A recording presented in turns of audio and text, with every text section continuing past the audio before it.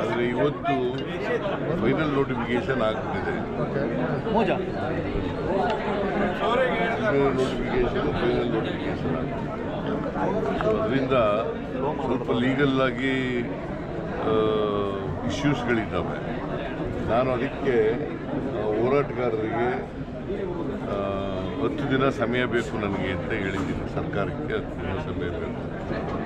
15ನೇ ತಾರೀಕಿಗೆ ಸಭೆ ತೀರ್ಮಾನ ಆಗಿದೆ. ಡೇಟು 15ನೇ ತಾರೀಕಿಗೆ ಸಭೆ ಬೆಳಿಗ್ಗೆ 11 ಗಂಟೆಗೆ. ರವಿಕುಮಾರ್ ವಿರುದ್ಧ ಐಎಎಸ್ ಅಧಿಕಾರಿಗಳು ಕಂಪ್ಲೇಂಟ್ ಕೊಟ್ಟಿದ್ದಾರೆ.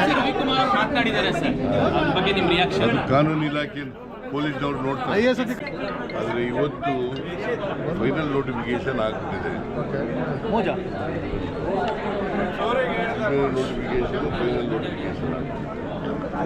ಅದರಿಂದ ಸ್ವಲ್ಪ ಲೀಗಲ್ ಆಗಿ ಇಶ್ಯೂಸ್ಗಳಿದ್ದಾವೆ.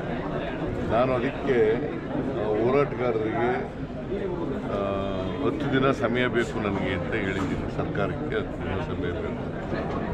15ನೇ ತಾರೀಕಿಗೆ ಸಭೆ ತೀರ್ಮಾನ ಆಗಿದೆ. ಡೇಟು 15ನೇ ತಾರೀಕಿಗೆ ಸಭೆ ಬೆಳಿಗ್ಗೆ 11 ಗಂಟೆಗೆ. ರವಿಕುಮಾರ್ ವಿರುದ್ಧ ಐಎಎಸ್ ಅಧಿಕಾರಿಗಳು ಕಂಪ್ಲೇಂಟ್ ಕೊಟ್ಟಿದ್ದಾರೆ.